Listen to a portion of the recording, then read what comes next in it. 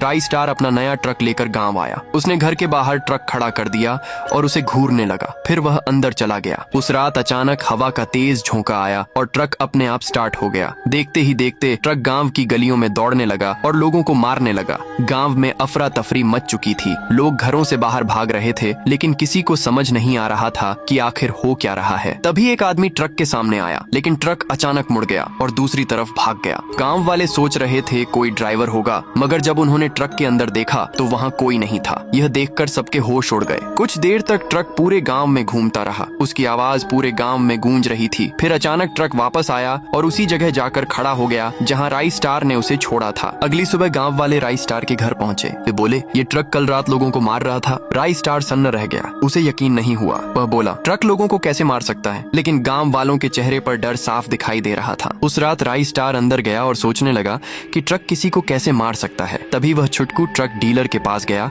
और सारी घटना बता दी। राई स्टार बोला, ट्रक इंसान को कैसे मार सकता है? इतना सुनते ही छुटकू कुछ देर चुप हो गया। उसके चेहरे पर डर दिखाई देने लगा, लेकिन उसने कुछ साफ नहीं बताया। राई स्टार गांव वापस आ गया। तभी उसे पंडित काका की बात याद आ गई। सालों पहले पंडित काका ने गांव वालों को बोला था, इस गांव में कोई भी वाहन नहीं लाएगा। जो लाएगा उसकी गाड़ी में एक श्रापित आदमी राज करेगा। ये बात याद आते ही राई स्टार डर गया। उसी रात वह ट्रक वापस बेच देता है। गांव फिर से शांत हो चुका था, लेकिन कहानी यहीं खत्म नहीं हुई। जिस आदमी ने वह ट्रक खरीदा था, उसके गांव में भी उसी रात अचानक ट्रक अपने आप स्टार्ट हो गया।